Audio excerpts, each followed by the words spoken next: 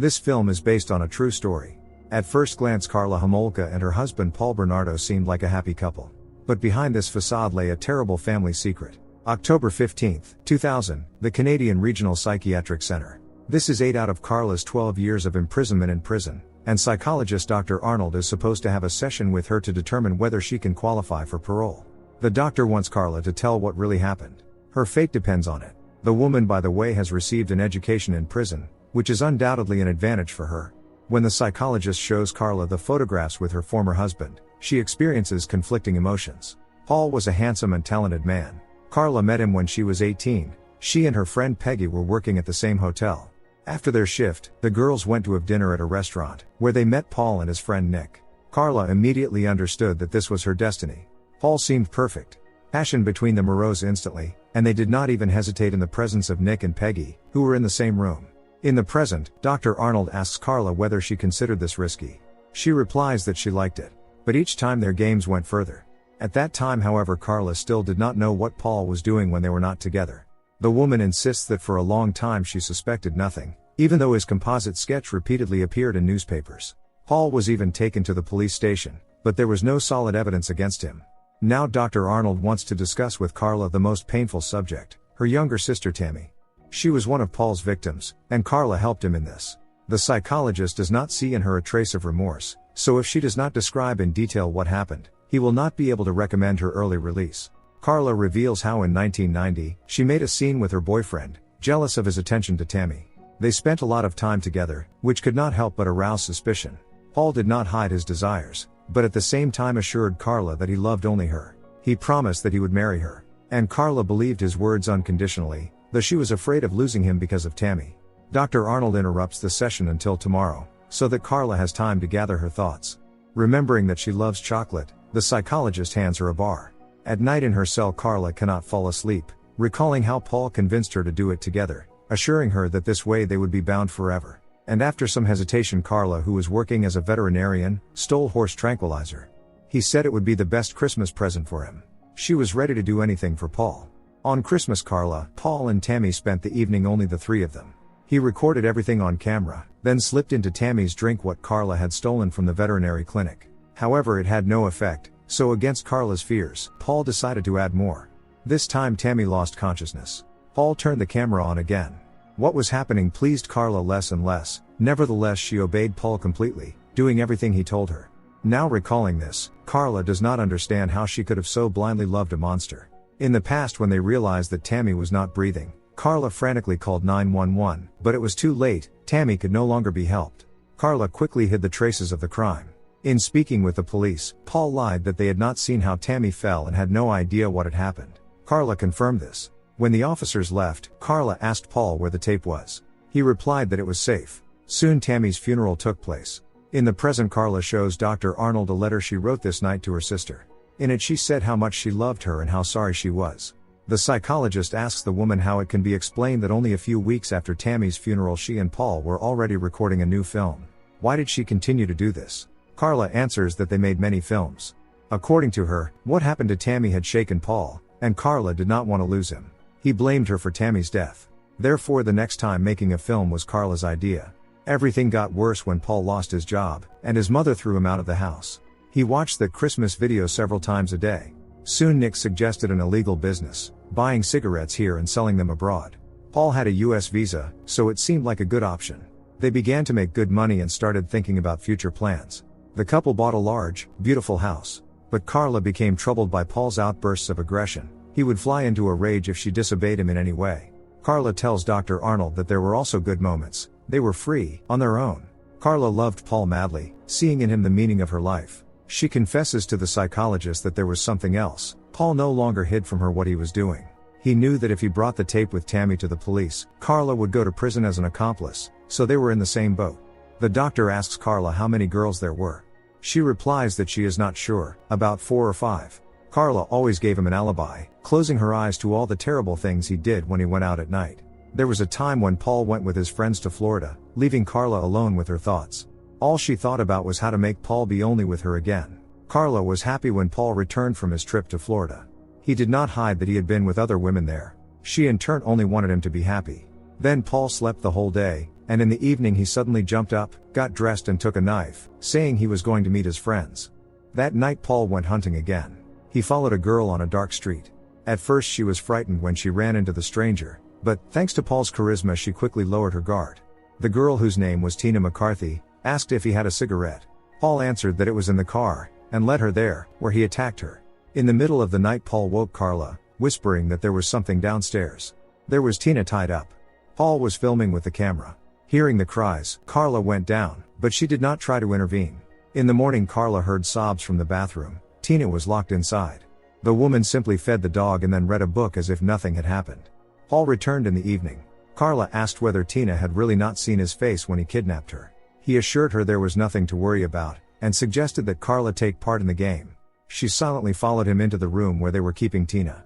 But when Tina, against the prohibition, opened her eyes, Paul convinced Karla that they had to get rid of the victim, because she would surely go to the police and identify them. He did not mention that Tina had already seen his face anyway. It was another manipulation of Paul's to force Karla to become an accomplice to the crime. She decided simply to go to bed and forget it like a terrible dream. The next day Paul came to the veterinary clinic where Karla worked and asked her for a private conversation. Then he drove her to a remote place, where he had earlier left Tina's remains. In the present, Dr. Arnold asks Karla why even after this, she did not leave Paul. She replies that they were supposed to have a wedding. Karla just wanted to get married. And one day it happened. In her white dress Karla felt like she was in seventh heaven. Her love for Paul was endless, stronger than anything. Now the woman tells the psychologist that Paul became angry with her because for some time she did not allow him to do what he was doing. Soon their neighbor mentioned that a body had been found nearby. This made Paul nervous, but Karla was even more nervous. When the neighbor left, Paul furiously attacked his wife, saying that it was written all over her face. She had almost given them away. What calmed Paul was the fact that nothing pointed to their involvement. Soon there was a party in their house with their friends. Showing no shame in front of his wife, Paul paid attention to other girls. Karla said she was tired and went upstairs. Nick wondered why Paul treated his wife this way. Paul said that Karla did not care. This led to a conflict between the men, which turned into a fight. Karla intervened, who despite everything took the side of her unfaithful husband. Paul drove Nick away, although without his friend's help he would not have earned the money for this house and everything else. The woman recalls that because of his aggression Paul lost his friends one after another. But most of all it was Karla who suffered, because it was on her that he took out all his anger. Therefore, to please her husband, she helped him kidnap Caitlin Ross. The couple did not notice that when they forced her into the car, one of the girl's shoes slipped off. They brought the victim home where Paul did whatever he wanted. Karla asked Caitlin to smile for the camera. At some point the woman noticed that Caitlin was missing one shoe. That shoe became the main piece of evidence.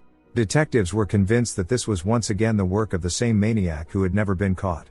Caitlin's parents were inconsolable. Karla helplessly listened as Paul fulfilled all his dark desires.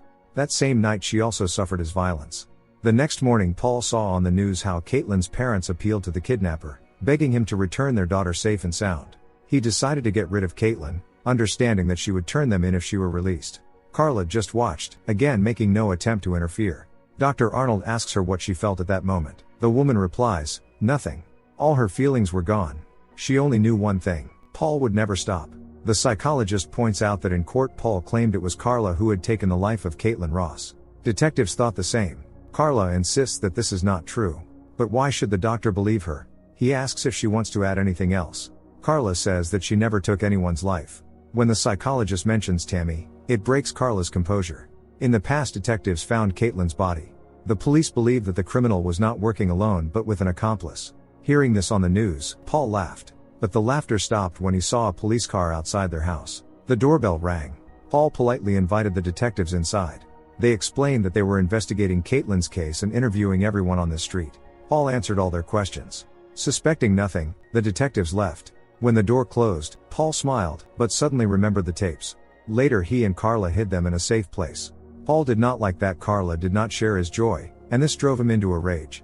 With each day it only got worse. When they once again crossed the border, an officer became suspicious and asked them to step out of the car and open the trunk. Finding nothing unusual, he let them go.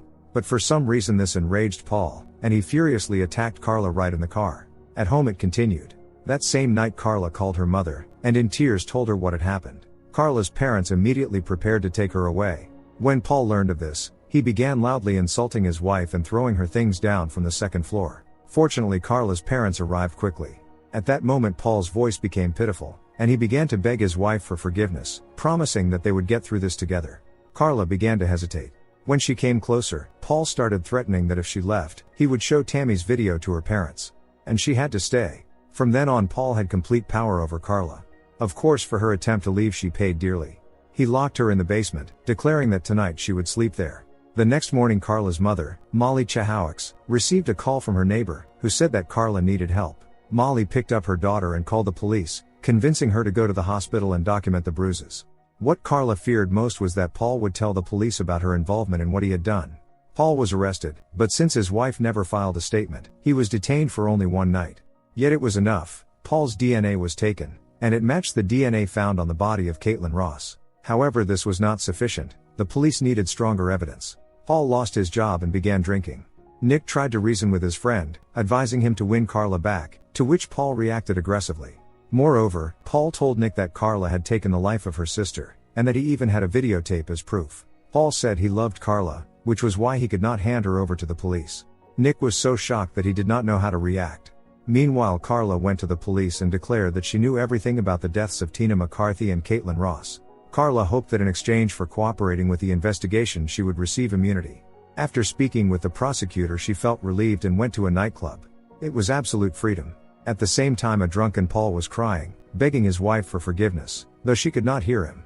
Paul so badly wanted to change everything and have a normal family, but he preferred to indulge his weaknesses. Dancing with some guy in the nightclub, Karla cannot drive from her mind the image of Tammy and their other victims. In the present, the psychologist asks her what the point was of going to a nightclub at all. Karla replies that she just wanted to forget everything and feel 18 again, before she met Paul. She would like to start all over. The next morning after Karla's confession, Paul was arrested. She heard on the news that the criminal had admitted he had an accomplice, Karla Homolka. In court, Paul tried to shift the responsibility for the death of Caitlin and the other girls onto his wife.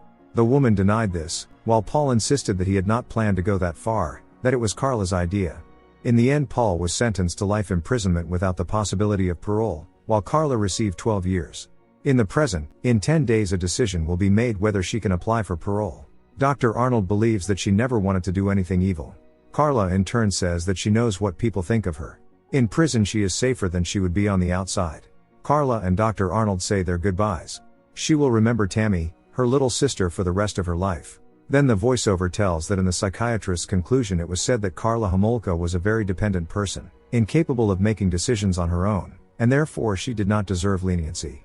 During her sentence she began an affair with a dangerous criminal. On July 4, 2005, Karla was released. Don't forget to subscribe to our channel not to miss more exciting new products. Also, the authors will be pleased if you leave your opinion in the comments.